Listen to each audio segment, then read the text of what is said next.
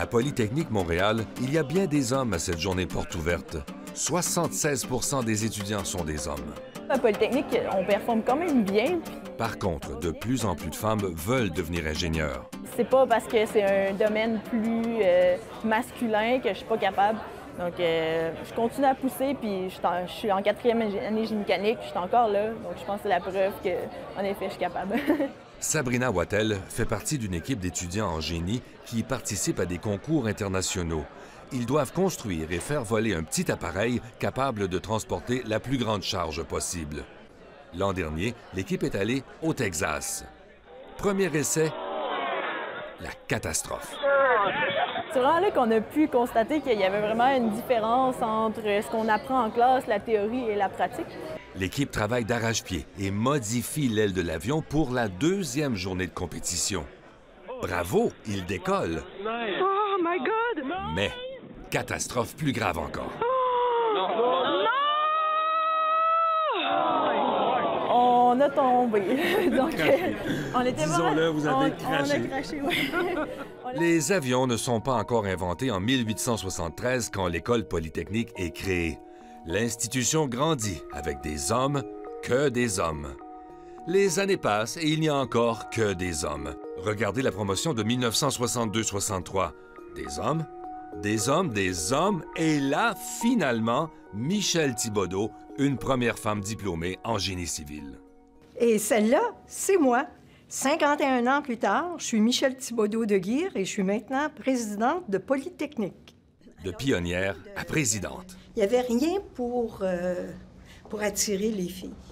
C'était vraiment, on ouvrait les portes. Tu sais, moi, c'est mon père qui m'a dit, écoute, va-t'en en génie, tu vas adorer ça. Puis j'ai cru mon père. Puis il avait raison. Tu vas ouvrir là-bas? Oui. Aujourd'hui, les femmes représentent 24 % des étudiants de Polytechnique Montréal. Et pourtant, les femmes sont aujourd'hui majoritaires dans presque toutes les facultés à l'Université de Montréal. En droit, elles sont 65 %, en médecine, 75 %. On va commencer le robot. Au primaire, pourtant, garçons et filles sont égaux et chacun a les rêves de son âge.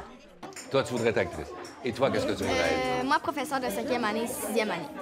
Ah bon? Et toi? Et moi, je voudrais travailler dans une garderie. Penses-tu que que c'est pour les garçons, les sciences? Non, pas du tout. C'est pour les garçons et pour les filles. C'est unisexe. Et pourquoi pas le génie plutôt que la garderie? J'aime ça, mais je suis pas patiente dans les affaires comme ça. Mais ça s'apprend, la patience. Peut-être. Je sais pas, je suis encore jeune. Tu peux soit faire tourner le moteur de sens horaire ou anti-horaire, puis le contrôler par toi-même. C'est ici qu'entre en jeu Folie technique. La boule qui va monter, qui va descendre, qui va se faire activer par ce moteur-là. Des étudiants de Polytechnique se rendent dans des classes du primaire et mènent avec les élèves des expériences techniques. Dans cette classe, on construira en quelques semaines des robots téléguidés faits de blocs Lego. Oui, c'est bien ça. Les jeunes filles sont particulièrement visées par Folie technique. Il y a beaucoup de préjugés par rapport aux filles, aux sciences. On regarde les Legos, c'est souvent les petits garçons qui vont utiliser les Legos quand ils sont petits.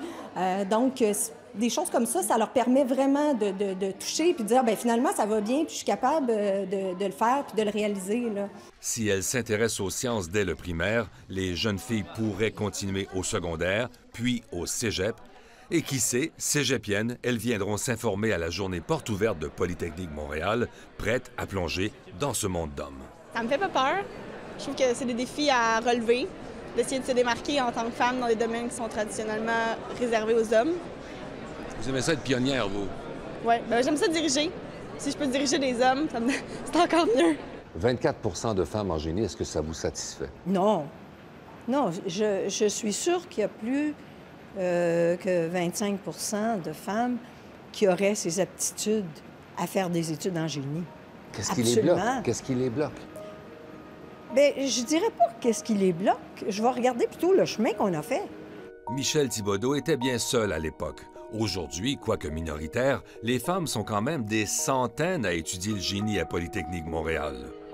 Des femmes comme Sabrina Wattel, qui, 2 semaines seulement après l'écrasement de l'avion de son équipe, étaient de retour en compétition internationale avec un nouvel appareil qu'ils ont redessiné et reconstruit. On était très fiers de nous. Donc, on n'a pas abandonné, puis finalement, ça a donné un bon résultat. Et vous n'avez pas craché? Non, on n'a pas de craché cette fois-là. L'avion a fait son tour de piste et s'est posé doucement. Bravo les gars, bravo les filles.